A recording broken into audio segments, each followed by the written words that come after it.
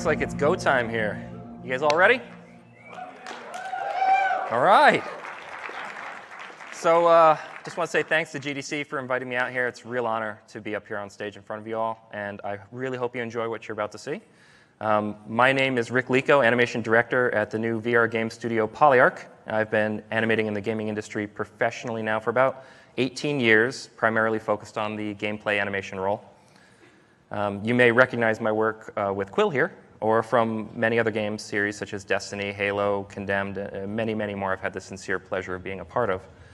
Today, I'm here to talk about Animating Quill, the protagonist of our first game, Moss. But for those who may not know yet, who is Quill and what is Moss? Your time has come at last, dear reader. But this story is not yours alone. No, it is tied to another. The darkwood falls before me, with broken bough and blackened leaf. I stand where trees meet with the sky, and in the stillness find you by. When all the paths are overgrown, and evening falls with crimson glow, into the forest I will fly, and in its shadow find you by.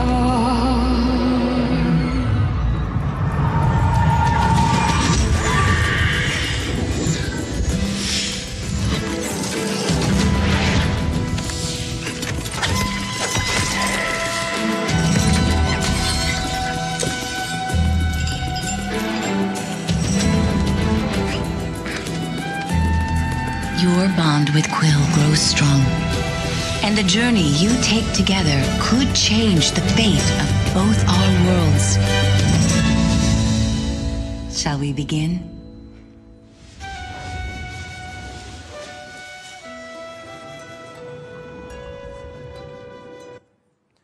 All right, the world of Moss, it's vast. And it includes many stories. But we decided to start with Quill and the adventure she takes with you, the reader. Luckily, people seem to like the idea of adventuring with her. In fact, I've never seen people have such a stark, emotional reaction to a character I've worked on before, and much of this reaction happened prior to the release of the game itself. People will often talk to her like she's listening. They'll feel protective of her. They'll rely on her for help and want to help her in return. People seem to feel a genuine emotional bond with this little virtual mouse. But what is it about Quill that creates this emotional response?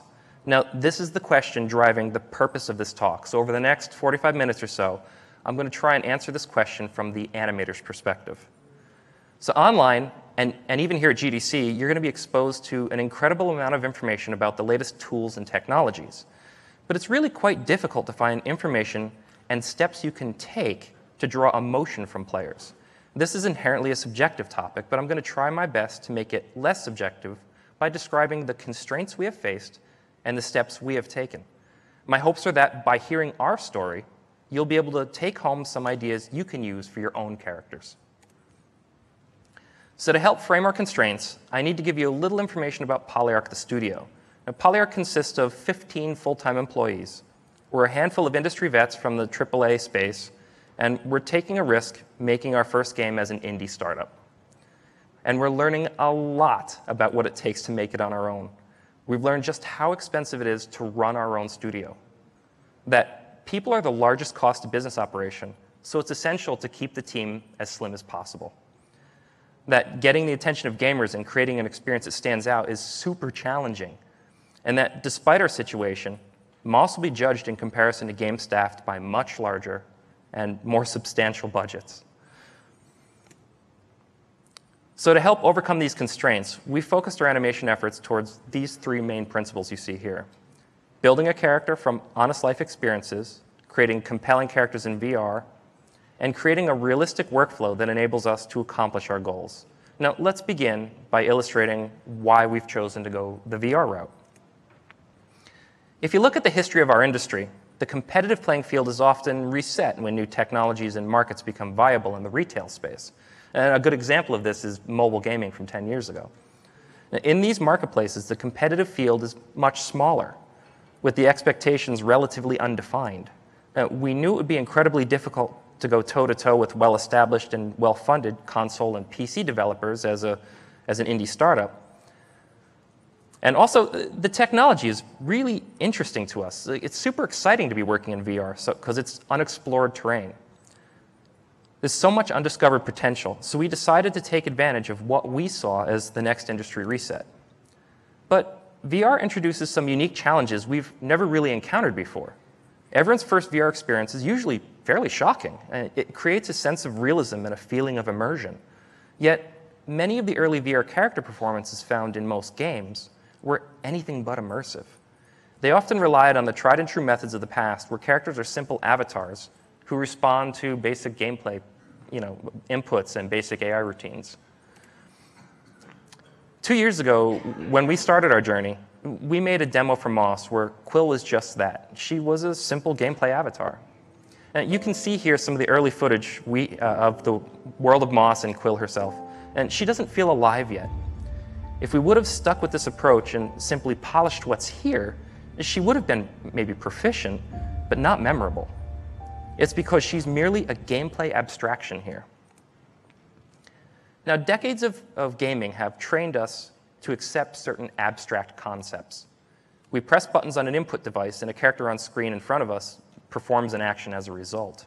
This is completely normal to us gamers now, but if you were to show somebody this from 300 years ago, what a traditional game was, they wouldn't understand it.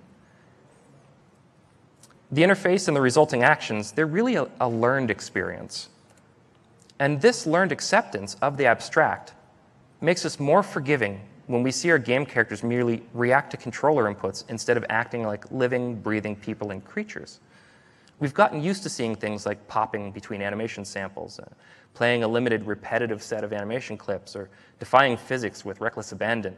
And these are all standard issues we see every day as gamers, and we've grown numb to them. But VR, it relies on immersion to be most effective. And characters who pop and play repetitive animations and defy physics even slightly, it really removes you from the experience. But more importantly, characters who pander to gameplay systems, acting as simple avatars devoid of personality, have a substantially negative impact on VR's immersion. You're inside a world that feels real, but you're joined by creatures who cater to you as the player. It reminds us that we're just playing a game. Now, I'm not saying player avatars no longer have a place. In Moss, you play the role as the reader, who intentionally has no predefined personality, so you could define it with your own. The reader is our avatar character. I'm referring to characters you interact with inside of VR, such as Quill here. In the world of Moss, you and Quill exist simultaneously. You, as the character in the game, can reach into the world and interact with it in natural ways, while the movement stick and the face buttons of your controller, they guide Quill much like a standard third-person action-adventure game where X is jump, square is attack, both of them are dodge. So to help Quill be more than just a standard third-person action avatar, we need her to be able to interact with the player in more natural ways, more meaningful ways. When you're in VR, you're not just witnessing the character's adventure, you're part of it. So we can and should break the fourth wall in VR. But how do we do that? Well, the most obvious way to do this is to simply have Quill make eye contact with you. Looking people in the eye is a powerful way to connect, and it's no different here. The frequency of this and the times when she chooses to do it will tell you what she's thinking. Now, if you saw your friend from across the room and wanted to get their attention, what would you do? You wouldn't look at them and press the X button. It's just not how people work. Instead, you'd wave at them, right? This is one of the advantages of VR. Waving is natural, and having a character that responds to what feels natural, it really begins to make them feel alive. So remember that fictional gamer I mentioned from 300 years ago? they'd instantly get this. Look at that. I am so glad I'm not the one Just playing. jumping onto the lever. Good job, Quill. Yeah. Good job, Quill. Do not jump. Oh, look, she went Careful. back. Oh. Hi. So Quill will tell you when she's had enough waving, too. Yeah. By having her do this, we're establishing personal boundaries like real friends have. From the player's perspective, she's not just a representation of a gameplay system. She's asserting her own personality here. Now, being able to pet Quill and have her react to it is another way to make her more than just an avatar. Every time we add something like this into the gameplay space, we help tell her story outside of cinematics and the traditional narrative. Oh, and she will get sick of being pet too much. Smack that hand away. Setting those personal boundaries are really important in a friendship, right? So, a lot of people who played our E3 demo really wanted to high-five Quill after beating some enemies or solving a puzzle, but they didn't really expect her to high-five them, did they? I mean, that's not what a character does in a game, right?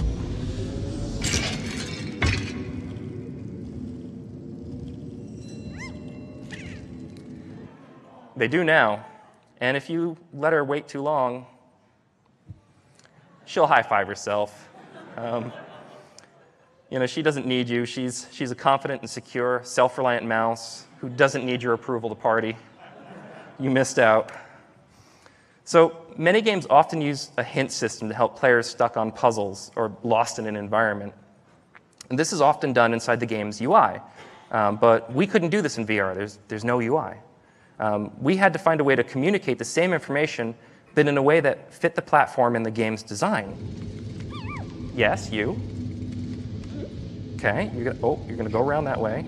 You're gonna pick him up. Okay, come back. All right, cool. I think I know what you mean. So by helping you solve puzzles, Quill becomes your partner. It implies that she's capable of complex thought, not just sitting in an idle animation awaiting your next input. This helps to build a bond with the player. Now, speaking of the player, having an elephant charge at you in VR is absolutely terrifying, unless you're not looking at it. In VR, the player's head is the camera, so they may choose to look anywhere. Traditional games have been struggling with this as well. How do you make sure the player sees what you want them to see? In VR, this becomes even more challenging since looking around in 360 is part of the experience. So forcing the player to look where you want them to, maybe that's really the wrong perspective to have of the problem. For thousands of years, people have been entertaining others who can choose to look away. So instead of approaching this problem like we would a traditional game or even a film, why not think about this as a stage show? In the image above, events of interest will be happening on that stage, while the rest of the environment is really just there to support it. By thinking about our characters like they're performers on a stage, it provides us with a more relevant perspective. But even with the most interesting things happening where we'd like you to focus, we can't guarantee the player will choose to watch. So what do? Well, there's the obvious things like using sound cues, lighting, and motion to help draw the player's attention. We do certainly utilize these tricks, and they do help some. We can also choose to accept it and simply provide players with enough opportunities to understand the game without seeing everything.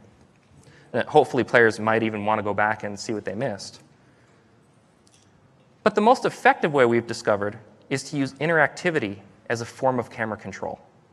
You're not just controlling Quill, you're partnering with her on her adventure, which means you're inside the world with her. There may be a door too large for a mouse to open, but certainly not too big for a human. By giving you a role in the world, we know where you'll be likely looking, and we can target Quill's performances around these interactive moments. We can even give her multiple performances based on her position relative to the interactive object, since we know you'll see it. So to sum up the first section, VR certainly adds new opportunities for character exploration beyond traditional gaming due to its more natural forms of interaction and immersion. We're really just scratching the surface, but maybe if we do this right, we can make a name for ourselves. But VR is not enough to make Quill stand out. There have been tons of amazing, memorable characters who define gaming. So I've heard somewhere that Mario is more recognizable than Mickey Mouse these days, which blows my mind. The competition is absolutely intimidating. So how can we possibly make Quill stand out, make her a character that people will remember? Again, I'll illustrate our constraints to frame how we've chosen to answer this question. Now, among our staff, the average number of years in the industry is 11 or so. And most of us came from Bungie, a studio with an intense laser focus on gameplay feel. So we, as a team, we've got a lot of experience making solid gameplay. But now we're faced with the challenge of creating Quill, a partner character which you directly control, who has the emotional depth of a friend. And this is uncharted territory for us. So we started by defining what we didn't want to do. So to make Quill stand out, we knew we wanted to avoid common gameplay tropes. So what are common gameplay tropes, you may ask? They're the things that almost all game characters do out of necessity or even tradition. They're so well known that they transcend the character using it and become iconic in their own right. Examples such as the ground pound here. How many games have a ground pound in it? It's insane. Destiny has, what, 3 of them, right? The fist clench. I'm going to get you, evil guy. Like, it's so common. Giving Quill iconic actions such as these would be the best way to remove her personality. Another example is the overt idle loop used to keep characters looking alive while they stand still. It was certainly a necessity of the past, but I don't think it applies anymore to modern game design. And no cheese. Like, honestly, it's such a trope. Like, we really just wanted to focus on honest actions taken from real life, not cheese. Okay, so if we can't rely on tropes, what can we do? Well, we can observe people. We can observe the world around us. We could be students of the human condition, become amateur psychologists. Should be looping. Ask ourselves, who is Quill at her core, and how would she genuinely respond to her world and her context? When confronted with a floating player head, how would she react? Our goal wasn't just to write a narrative describing the events that took place in her adventure. It was to create a world that you could inhabit and build a relationship with a mouse in. Now, let me ask this question. What's the job of an animator? Now, unfortunately, I've met too many non-animators that would respond with, well, animators create movement. But as I'm sure you all know, the job of an animator is actually to bring a character to life. To do this, you need to do a hell of a lot more than make a character move. It's an animator's job to help create a history for their characters, to give them a perspective, to communicate complex emotion merely by seeing them think, to further the narrative by showing how it affects your character's belief system and actions. And who Quill is emotionally at the start of Moss is quite different from who she becomes at the end. During your adventure with her, we hope you'll see her think.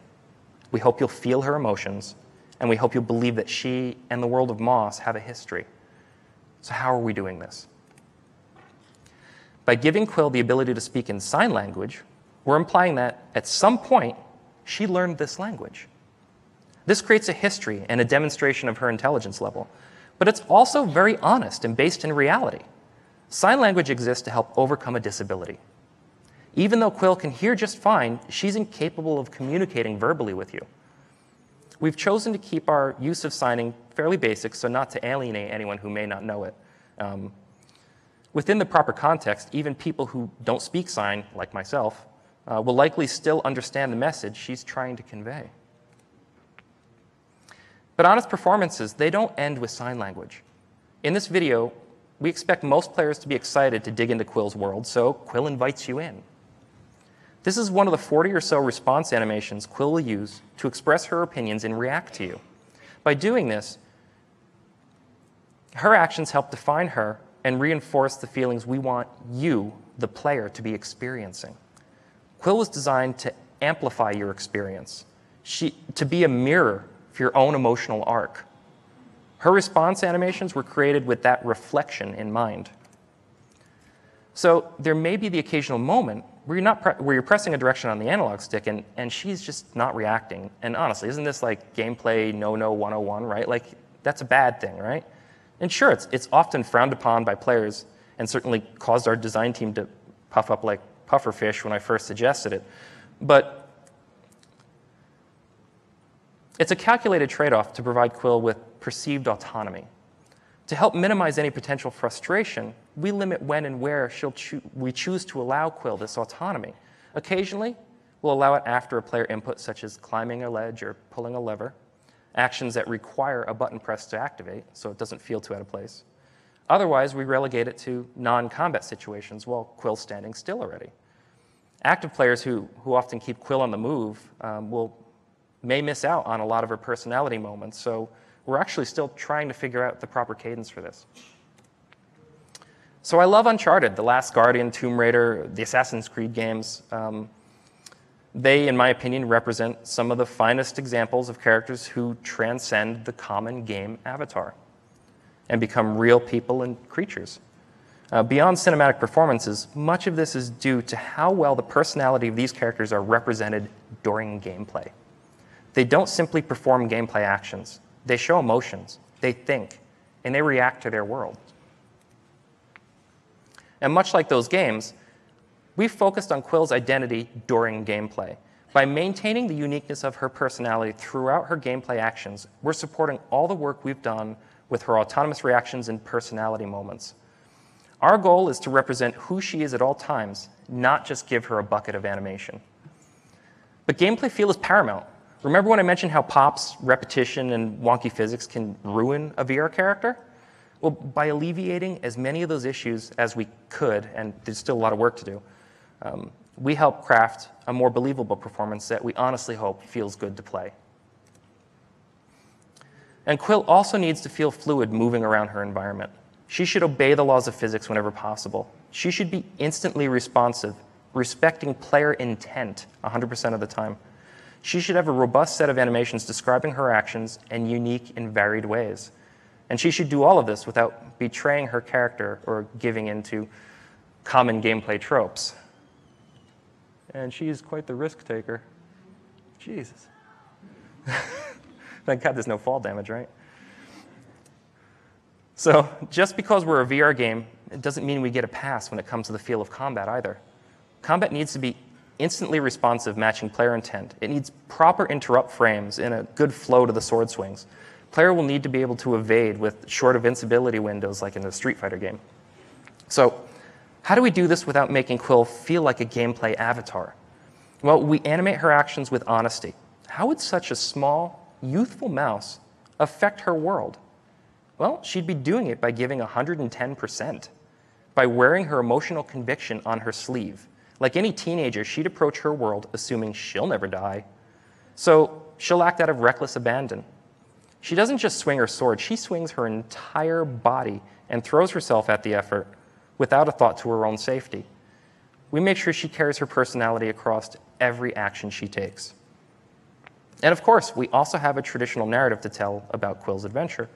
And due to our limited budget and team size, we actually choose to forego the traditional cinematic approach and instead tell our story inside of a book format. Now, all of the honest performance decisions we make for Quill in gameplay, we echo in a handful of animated pages. And just because Quill's animating on a page doesn't mean you can't still interact with her. We've made it possible for Quill to peer out of the book and track your location. This interactivity helps to further the bond between Quill and the player. And we're just scratching the surface with this idea, and we barely make use of this in Moss. This is actually the only time that we've got this working, because it was actually a real pain in the butt to set up. But we honestly hope to take this prototype much further in future projects. So acting autonomously, creating honest, personality-driven performances, focusing on gameplay while keeping her actions unique, we believe these are the important factors in defining Quill as a character and giving her a fighting chance at standing out amongst an industry of titans. But without enough quality animation content to support these performances, it actually just all falls apart. And this final section details our process for creating enough animation to fill the world of Moss at a quality bar essential to his success. Now, a basic understanding of animation terminology is going to be assumed beyond this point. So let me just frame this for you. Imagine you're leaving your secure job as lead animator at Bungie, so you may join your friends at their startup studio, making Moss as the only animator in rigor. You've got enough animation experience but you've never worked as a professional rigger before. Yet, you must make the animation pipeline from scratch. Your wife and 3 kids come first, and you cannot sacrifice them to the game god, so a crushing crunch schedule, it can't happen. And every dollar you put towards animation for Moss will shorten the time you have to make the game itself. So you can't afford to hire or outsource. Indie startup and all, right? And one last thing, if the game fails because of animation, you've let your friend's lifelong dream die a horrible death. No pressure, right? So what do? Well, looking holistically at the animation pipelines of my past, what does the animation team spend most of their time doing? Well, number 1, supporting a monolithic character pipeline. Now, I certainly need a character pipeline in place, but if I'm not careful, this can take a tremendous amount of time to create. Now, how can I make a powerful and robust pipeline super cheap? So, number 2, creating a system that makes iteration difficult or costly. Now, making a game is all about chasing that elusive notion of fun. Like, what does fun mean? So, to do this, there's obviously going to be a tremendous amount of iteration needed, and it's traditionally a huge time sink, one of the biggest time sinks in game development. And honestly, who nails fluid gameplay on the first try? Even the 10th try, like, it's crazy. It's so much work. So I need to make sure we can iterate quickly, so animation was really never a limiting factor for design or engineering. And the last thing, biggest time sink for animators is you. Yep, you, Quill. Animating to a high quality bar can be a huge time sink. How can I streamline this process without sacrificing quality? Well, now that we've defined the constraints and understand the importance and the needs of the project, we can focus on coming up with creative solutions. So I just need to define one term before going into all of this. When I talk about the rig, what I'm referring to is the animation control rig. At Polyarc, we have the character setup, which includes the mesh, the skeleton, the sockets, the point weights. Due to the constraints of working in a game engine, it's easiest if we don't alter any part of this character setup. Other than adding the occasional leaf node for attachments, the bone hierarchy, it will not change once the character is finalized. Now, our animation control rig, or rig for short, are the handles we interact with when animating inside of Maya. When our rig is applied, it lives outside of the character setup and drives the bones using constraints. The rig is not exported into Unreal and operates inside of Maya exclusively. This allows us to alter our rig however we choose without altering the character setup. So the best way to solve a problem is to make sure you fully understand the question, and by not assuming that the optimal answers have already been discovered. So I questioned the need for Maya files and storing rigs in reference scenes. Now, we can save one source Maya file per character, so we can preserve our materials, our display layers, and file settings, but beyond that, is there really a reason to save Maya animation files? But what's the problem with saving Maya animation files? Well, referencing prevents hierarchy changes to the rig, which is a workflow limiter. And if we don't reference and choose to save Maya files with local rigs inside them, we'd need a batching process to distribute updates. But more importantly, we use Unreal, which utilizes the FBX format as its source. When we create new animations or make changes to animations inside of Unreal, it outputs to an FBX format. If we save Maya files and Unreal saves FBX files, won't this desync our data? So my animation files come with a cost, but aren't my animation files really a standard workflow practice? Yeah, but each studio is different, and we need to forge our own path while being mindful of the reasons driving other studios' decisions. So we decided to make Maya files optional for animation. We can save them, but we no longer need to save them. Any Maya file will be considered ancillary, not the archival format. Unreal and all major animation packages, they use FBX, and so will we. Future animators can work in whatever animation package they want, such as Max, Motion Builder, Maya, they all use FBX. Any updates that Unreal does to the FBX file is now accounted for. Nothing's ever out of date, and we never need to batch. But what about our animation rigs? Where do our rigs live? Well, we can store our rigs inside of a script.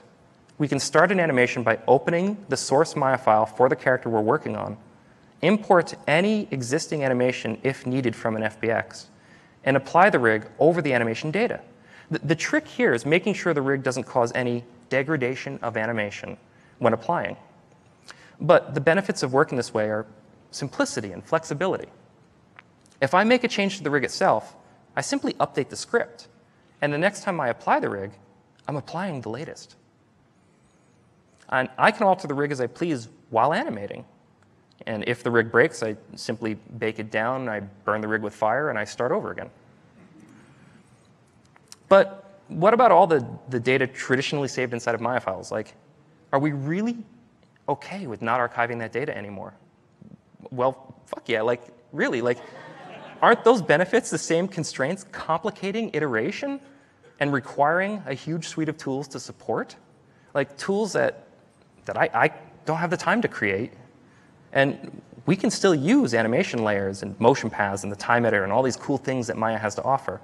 And we could even save those Maya scenes if we choose. We just need to be mindful that those scenes are temporary. So as animators gain experience, they also gain workflow knowledge. Yet, in some circumstances, you may find brilliant scripting experts making workflow decisions for the animators.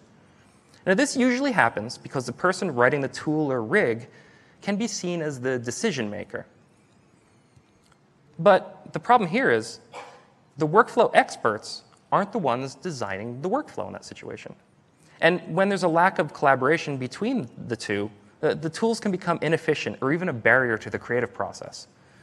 You may have a well-written tool, but it may not enable the animator. So knowledge-based decision-making is needed to empower the content creators. Now, in our situation, we have the opposite problem. I know animation workflow well, but I don't know Python, and I need to make rigs that bake over bones without any loss or alteration of the motion. Now, I'm sure I could learn Python, but that would take time away from the more important task, which is making the game. And I could potentially outsource our rigs, but if they break, I'd be in the dark about fixing the problem myself, and that costs money too. I'm also too much of a control freak for any risk like that. So I know the output window in Maya will echo every action I perform as a mel command. And thanks to my experience as an animator, I can do all the operations to manually build a rig over existing animation without any data loss. That's actually the easy part. Therefore, I can use the output window's mel to teach myself rigging by simply performing the steps and copying the output into a script. Now, could a real rigger do better? Abso-fucking-lutely. But I'm all Polyarc has, and this is what I'm capable of doing within a tight schedule and on a tight budget. This is actually how all character rigs for Moss were made. And for future projects, I sincerely hope to collaborate with a brilliant rigger who respects knowledge-based decision-making, because I'm fully aware that I should not be making our scripting decisions. So how do we make the animation process faster and more iterative while keeping a focus on quality? Well, we start by reducing the complexity commonly found in traditional animation rigs and focus more on flexibility. Also, by finding ways to automate some of the more routine steps. Now, quick caveat, I'm not going to have time to explain how each and every trick I'm going to show you here is made. That would be an entire talk into itself, but I want to highlight the high-level goals that make these workflows possible. So, optimal rig settings for the many different situations an animator will encounter is nearly impossible for one rig to do well. For example, so optimal settings between posing and tweening can often be quite different. Let's say you set up your rig with an FK spine, because posing your character is actually quite easy to do that way. But tweening with an FK spine, it requires a ton of counter-animating to prevent the head from wobbling. And you wouldn't animate a bouncing ball by putting it at the end of a bone chain, rotating those bones to make the ball bounce, would you? Even though I did, because I'm insane. So why try and tween a spine this way? It just doesn't make sense to me. Yet, setting up a rig for optimal tweening has a completely different set of trade-offs that would impact how easy it is to do posing or some other steps. Now, I can go into details on all the different approaches to rigging and the trade-offs they create, but the problem I always seem to run into is the same. I need to alter my rig in meaningful ways as I work to be most effective. Now, this means being able to convert the animation data of any object into any space or relative to any other object. It also means having the option to alter the hierarchy without any animation loss. Essentially, opening the animation sandbox to as many options as we can, allowing for creative problem solving as we animate. So how do we do this? Well, most studios create rigs featuring numerous attributes used to drive everything from fingers to foot rolls. The idea behind this approach is to empower the animator, to give them a fine-tuned control over the animation process. But what it actually does is limit the animator's sandbox, forcing a manual animation process. It prevents the animator from switching the relative space of the control without altering the motion itself. Now, this can lead to counter-animating and editing curves that may not directly relate to the motion itself. I'm sure many of you dealt with like foot setups that have like 20 million attributes on the foot, and you're doing the foot lean, the foot roll, and then the balance and the bend, and then what are these curves doing? I don't know anymore. It can get a little confusing. So just to be clear, I'm not saying that custom attributes are a bad way to animate. What I'm saying is that for me personally, they slow me down. So at Polyarc, we're only using custom attributes for the facial rig controls only. The ability to switch the space of any rig component is essential to our workflow, keeping all animation data in the form of translation, rotation, and scale.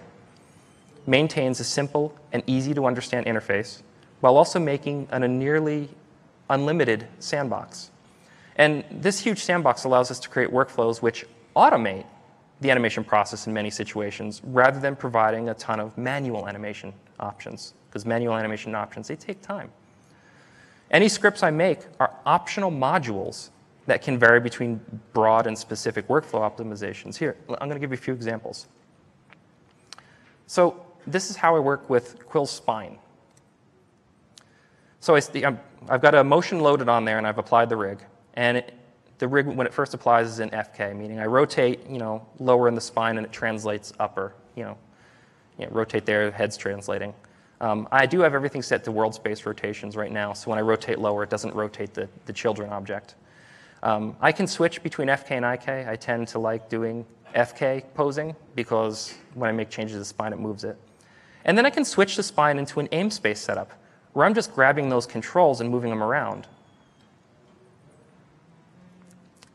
So I pose in FK, and I tween in aim space.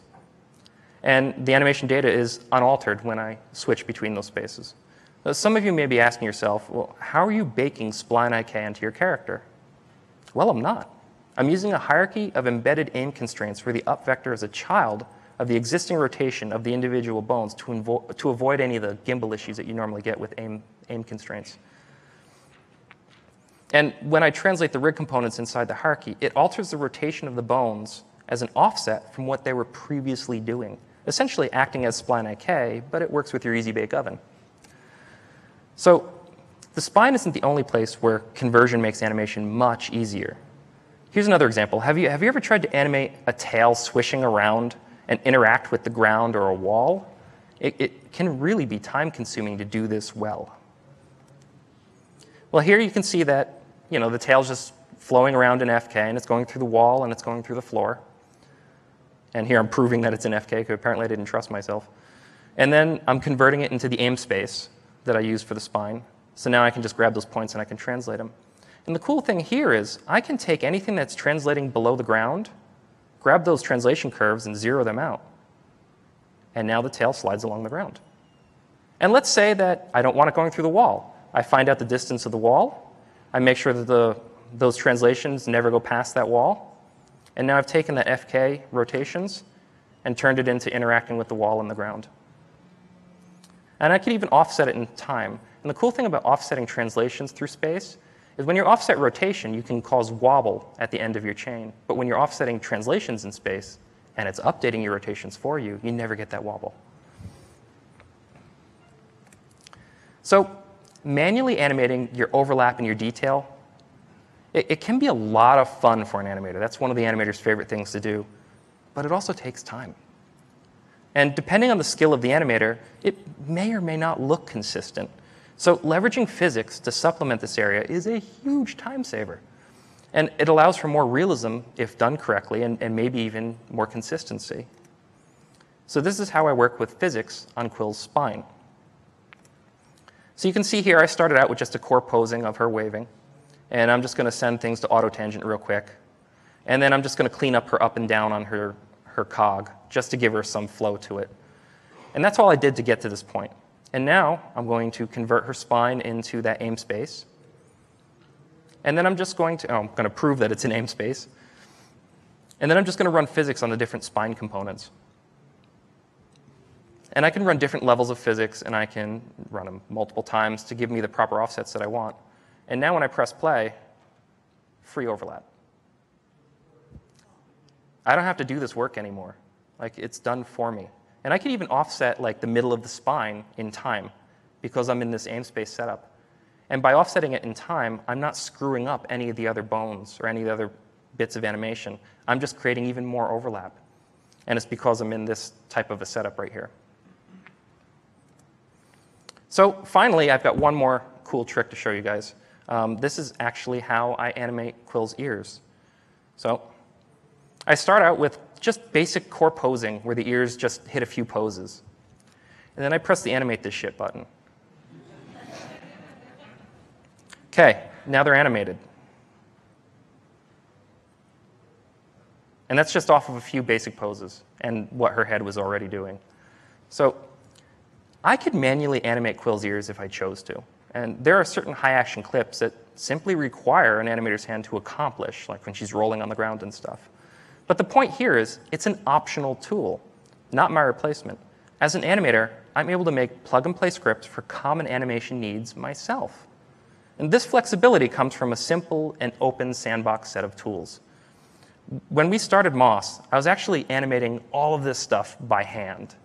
And I was only able to produce maybe 3 or 4 seconds of quality animation in a day. But after I wrote all these little optional tools and little workflow tricks, I'm actually able to produce up to 15 seconds of quality footage a day for Quill. And that really made the difference for trying to get this game done on time. So rethinking the animation pipeline and the need for Maya files, preventing animation rigs from becoming overly complex and constraining, allowing for space switching, which in turn enables us to do outright automation of the animation process. This is how I was able to accomplish the one-man team approach and how we were able to work iteratively without animation ever becoming a blocking issue for design or engineering. And unlike characters from film, TV, and books, Quill isn't just a character you witness. With those formats, you follow a character on their adventure. You're a passive observer. Quill's not just a character you control in a game. With a traditional game format, gameplay mechanics and story events, they take center stage as the character becomes your avatar into that world. Quill is a living, breathing character who you'll interact with in meaningful ways while you guide her on your shared adventure. And that is why this girl's crying. You can use the elastic to move the mouse too if you want. I don't want to.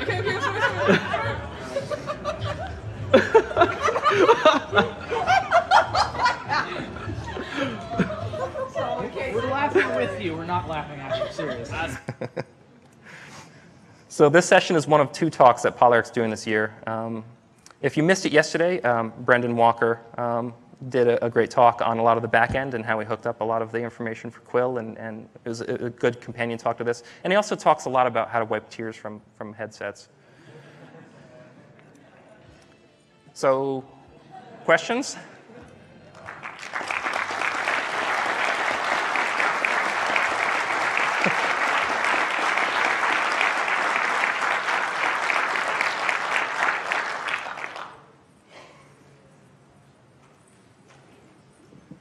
Hello.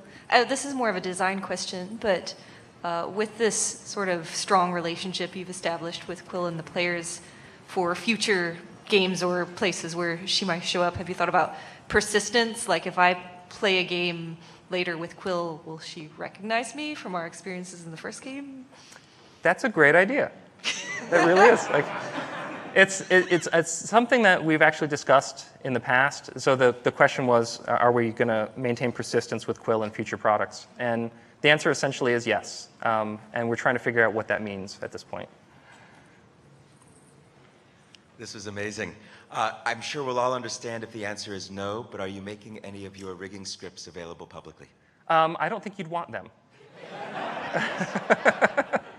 I'm such a poor scripter and rigger that you guys would laugh your butts off if you saw my scripts. But I do know that some people on the internet have seen my Vimeo tutorials and have made marketable scripts off of those videos. Iori Monturi, I don't know, he's a Spanish dude. I'm not saying his name properly, I'm sure. But you could look him up, and the physics script for the ears and the body is available through him. Thank you. Yep.